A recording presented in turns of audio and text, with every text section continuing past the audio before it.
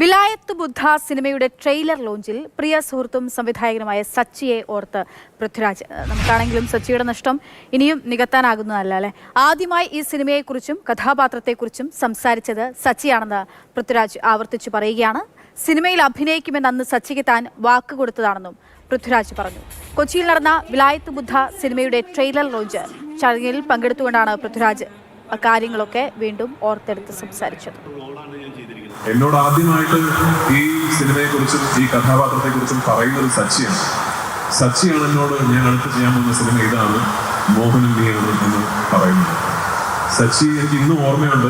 എന്നെ ഒന്നുകൂടി വിളിച്ച് ഉറപ്പല്ലേ ചെയ്യുമല്ലോ എന്ന് ചോദിച്ചിട്ട് ഞാൻ അതിനുള്ള സംശയം ചെയ്യും എന്ന് പറഞ്ഞ് എന്നാ വെയിറ്റ് ചെയ്യും എന്ന് പറഞ്ഞ് എന്നെ കോളിൽ വെയിറ്റിംഗിൽ നിർത്തിയിട്ടാണ് ഇന്ദുഗോപനെ വിളിച്ചിട്ട് എനിക്ക് തരുമോ ഈ കഥ എന്ന് ചോദിക്കുകയും ഇന്ദു വളരെ സന്തോഷത്തിൽ തീർച്ചയായിട്ടും എന്ന് പറഞ്ഞു. അപ്പൊ തന്നെ സച്ചി തിരിച്ച് എന്നോട് എല്ലാം ഫിക്സ്, നമ്മൾ ഈ സിനിമ ചെയ്യുന്നു എന്ന് പറഞ്ഞ ആളാണ് പെട്ടെന്നൊരു ദിവസം ഇനി ഇല്ല എന്ന അവസ്ഥയിലേക്ക് എത്തിപ്പെട്ടത്.